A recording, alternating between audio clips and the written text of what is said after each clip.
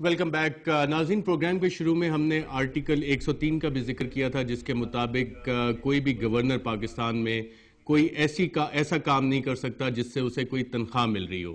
پنجاب کے گورنر جناب سلمان تاثیر صاحب ورلڈ کال ایک کمپنی ہے، اس کے شیئر ہولڈر ہیں، اور اس میں یونیورسل سروس فنڈ کا بھی ایک ایشو ہے. اربوں روپے کی باتیں اس میں ہوتی ہیں، جس میں سے تقریباً 785 ملین کی بات ورلڈ کال کے بارے میں بھی ہے کہ انہیں بھی اس طرح کی سبسڈی ملی. سپٹمبر کے مہینے میں اس وقت مشیر وزیر اعظم جناب لطیف کھوسہ صاحب نے ہم نے اس بارے میں سوال کیا، تو لطیف کھوسہ صاحب کا اس بارے میں یہ کہنا تھا. لوگ آئیڈینٹیفائی کیا آپ نے کہ اگر ہم جنرل ٹرمز میں بات کرتے رہیں گے تو شاید لوگوں کو پتہ نہیں لگے گا کہ کون لوگ ہیں جو 100 ارب روپے کے پیچھے چھپے ہوئے ہیں. دیکھیں، یہ میں نے تو گڈ گورننس کے لیے کیا تھا، کیونکہ یہ تمام چیزیں ہماری جمہوری حکومت کو ہانٹ کرتے. ان کے پیچھے چھپے ہوئے کون لوگ ہیں؟ گریٹ ٹیلی فونی جو ہے انٹرنیشنل کالز کا الیگل بزنس، اس میں رحمان ملک صاحب کا نام بھی آتا ہے. پھر کمپنیز آپ نے براڈ بینڈ پھیلانے کی بات کی، اس میں سلمان تاثیر صاحب کی کمپنی کو بھی شاید 785 ملین روپے اسی یونیورسل سروس فنڈ سے دیے گئے. یہ باتیں حقائق پہ مبنی ہیں یا ان کے پیچھے اور بھی کوئی نام ہے؟ دیکھیں، آپ نے یہ پریزیوم کیا. دیکھیں، میں نے تو صرف یہ کہا کہ ان کی انکوائری کی جائے. یہ میرا کام نہیں ہے. بیسیکلی میں نے تو یہ پوائنٹ آؤٹ کیا کہ یہ چیزیں جو ہیں یہ اس میں یہ ہمیں ہانٹ کریں گی، یہ ان کی ٹرانسپیرنسی نہیں ہے. میں نے دیکھیں بارہا میں نے کمیٹی میں بھی سینٹ کی اور نیشنل اسمبلی کی کمیٹی میں بھی میں نے کہا خدا رہا میں کسی کو سٹگمیٹائز کرنے کو تیار نہیں ہوں. میری نظر میں یہ چیزیں ہیں جو irregular ہیں اور ان میں بے ضابطگیاں ہیں، ان کو انکوائری کی جائے، اور انکوائری کے بعد جو بھی جس کے اوپر الزام آتا ہے اس کو کیفر کردار تک پہنچایا جائے. اور اس کے بعد لطیف کھوسہ صاحب مشیر کے عہدے سے ان کو چھوڑنا پڑا اور انکوائریز بھی کسی نتیجے پہ نہیں پہنچی. یہی سوال ہم نے سپٹمبر کے مہینے میں گورنر پنجاب جناب سلمان تاثیر صاحب سے کیا کہ 785 ملین روپے کی سبسڈی ان کی کمپنی کو دی گئی، تو گورنر پنجاب سلمان تاثیر کا یہ جواب تھا. کتنے بزنسز آپ رن کر رہے ہیں؟ کافی دیر سے میں براہ راست انوالو نہیں ہوں، لیکن ہم نے شروع کیا تھا ٹیلی کام میں، فائنینشیل سروسز میں، ریئل اسٹیٹ میں، ملٹی میڈیا میں. گورنر صاحب، ایک منسٹری آف انفارمیشن ٹیکنالوجی، اس میں بھی ایک کیس آ رہا ہے کہ شاید آپ کی کوئی کمپنی تھی جس کو 785 ملین روپے دیے گئے، اس میں کانفلکٹ آف انٹرسٹ کی بات ہو رہی ہے. آپ تک یہ بات کچھ پہنچی؟ لیکن میری کمپنی نہیں ہے. ورلڈ کال کی بات کر رہے ہیں؟ ورلڈ کال کا نام آ رہا ہے اس میں. نہیں، نام نہیں آ رہا ہے. ورلڈ کال میں کوئی ایسی بات نہیں ہے. ورلڈ کال پہلی بات ہے، میں نے ورلڈ کال کے آئی ایم اے شیئر ہولڈر رہا ہوں. I am not the majority. نام میں ورلڈ کال چلا رہا ہوں. یہ ورلڈ کال کا جہاں تک کوئی ایشوز ہیں with the government, I am a shareholder in WorldCall, اور میرے کئی کمپنیز میں شیئرز ہیں اور میں کئی کمپنیز کے بورڈ میں ڈائریکٹر ہوں. تو اس کا یہ مطلب نہیں کہ کانفلکٹ آف انٹرسٹ ہے. آپ کے کرٹکس یہی بات کہتے ہیں کہ آپ گورنر بھی ہیں، کمپنیز کے بورڈ آف ڈائریکٹرز پہ بھی ہیں، تو یہ کانفلکٹ آف انٹرسٹ، اس کے لیے آپ کیا جواب دیں گے؟ جواب یہ ہے کہ I don't take any remuneration from them. اور اگر میں اپنی پرائیویٹ اونرشپس چھوڑ دوں تو یہ تو کوئی نئی ریت ہوگی. قانون میں یہ تو نہیں کہتے کہ آپ بورڈ آف ڈائریکٹرز میں نہیں ہو سکتے. میں تو کئی حکومت کے بھی بورڈ آف ڈائریکٹرز پہ ہوں. مثلا ٹریڈنگ جو ہے منسٹری آف کامرس کے جو ہے اس کے بھی میں بورڈ پہ ہوں. میں یو ایس ایف کے بھی بورڈ پہ ہوں. تو اس میں کوئی بڑی بات تو ہے نہیں.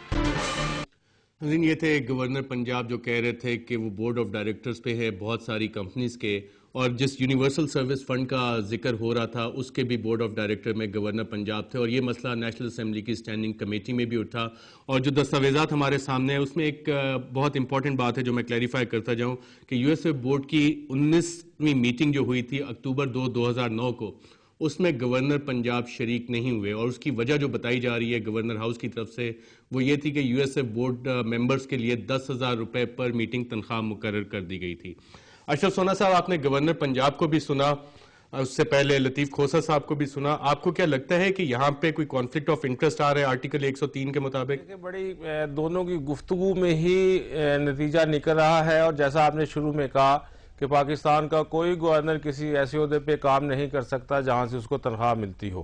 تو بات تو کلیئر ہوگی. گورنر پنجاب نے کہا کہ وہ شیئر ہولڈر ہیں، تنخواہ نہیں لے رہے، وہ بورڈ آف گورنرز کے ڈائریکٹر ہیں وہ.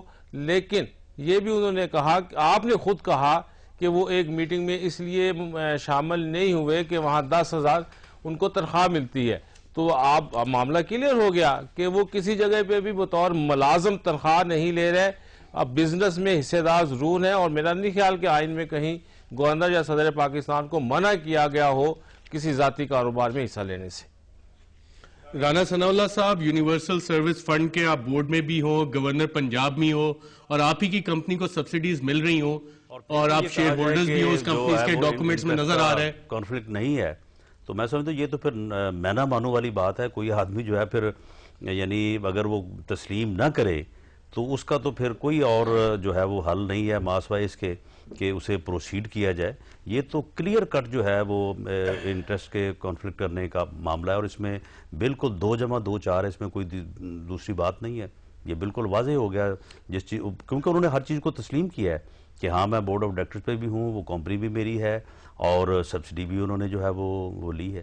تو پھر گورنر ہوتے ہوئے اس کمپنی کے وہ ڈائریکٹر ہوں جو کمپنی جو ہے وہ سبسڈی لے, تو پھر کیسے کہا جا سکتا ہے کہ ان کا جو ہے وہ انٹرسٹ جو ہے وہ کانفلکٹ نہیں کر رہا.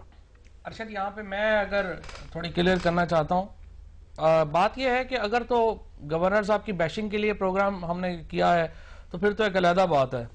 فواد چودھری صاحب, یہ بہت آسان ہوتا ہے. رانا ثناء اللہ صاحب بھی بیٹھ کے یہاں مجھے کہتے ہیں کہ میں نون لیگ کی بیشنگ کرتا ہوں, آپ اگر کہہ رہے ہیں کہ میں گورنر صاحب کی بیشنگ کرتا ہوں, یہاں پہ ڈاکومنٹ موجود ہے جو کہ ایک چیز سامنے آ رہی ہے, وہ ان کے نامینی ہیں, انہوں نے گورنر پنجاب ان کو بنایا تھا. گورنر صاحب بھی جنرل مشرف کی باقیات ہیں, فواد صاحب کے ساتھ ان کی بڑی آپس داری ہے میری اگر سن لیں, بلکہ ایک ہی رانا ثناء اللہ صاحب گھر یہ کے بات ہیں. کریں, رانا ثناء اللہ صاحب یہ بات کریں تو ان کی جو پہلی کیبنٹ تھی جس میں جناب خواجہ آصف صاحب, جس میں احسن اقبال صاحب, جس میں چودھری نثار صاحب اور یہ سارے لوگ شامل تھے, انہوں نے بھی پریزیڈنٹ پرویز مشرف سے ہی حلف لیا تھا, اور ان کو یہ تو بالکل نہیں اب یہ باتیں کرنی چاہیے. جس طرح پریزیڈنٹ اس وقت پریزیڈنٹ پرویز مشرف نے ایک ریکمنڈیشن کے اوپر گورنر بنایا تھا, اسی طرح ان کی پارٹی کے 6 لوگوں کو وزیر بنایا. چودھری صاحب, سوال آپ سے جہاں تک میری ذرا بات سن لینا, میری بات سن لینا, رانا ثناء اللہ صاحب کی بڑی معصوم خواہش ہے کہ جو شخص لوگ ان سے اختلاف کرتے ہیں ان سب کے اوپر ہائی ٹریزن لگا دے, کیونکہ وہ بڑی بغاوت کا مقدمہ ہے, کیونکہ یہ بنیادی طور کے اوپر امیر المومنین کی ذہنیت کے ساتھ میری سب کے متعلق نہیں ہے, لیکن ان کے لیڈر کے متعلق ضرور ہے. بات یہ ہے وہ جو اب وہاں لندن میں ایک فلیٹ میں بیٹھا ہے اس کے متعلق میری خواہش ضرور ہے. گورنر پنجاب جو ہے نا, گورنر کا عہدہ تو ایکچولی سمبولک عہدہ ہے, اور اس کی وہ بات ہو رہی ہے کہ سمبولک عہدہ ہے, اور 103 کی وائلیشن میں جو ان کی لیڈرشپ جو پاکی صوبے کے چیف ایگزیکٹو ہیں وہ 35 سے زیادہ ملکوں میں چیف ایگزیکٹو ہیں, اپلائی نہیں کر رہا, اور گورنر جو سمبولک عہدہ اس کے اوپر اپلائی کر رہا. ان کی کسی ملک کا لون جو ہے وہ اپنا جو ہے وہ معاف ہوا ہو, انہوں نے کوئی سبسڈی لی ہو, گورنمنٹ سے کوئی مفاد لیا ہو, آپ ایک بتائیں. ہم نے آپ کو پورا وائٹ پیپر جاری کیا تھا جس میں ہم نے آپ کو سارے بتایا تھے کہ اس میں سارے شامل, آپ نے جواب نہیں دیا اس کا. وہ تو جھوٹ کا آپ کے خلاف 35 کیسز اس وقت بھی نیب میں ریفرنسز میں پینڈنگ ہے. صرف گورنر فواد چودھری صاحب, یہاں پہ ہم وقفہ لیں گے, اور وقفے کے بعد جب واپس آئیں گے تو آپ سے دوبارہ سوال کریں گے کہ کیا یہاں پہ آئین کی وائلیشن ہو رہی ہے کہ نہیں, کانفلکٹ آف انٹرسٹ آپ کو نظر آ رہا ہے کہ نہیں. ایک وقفے کے بعد.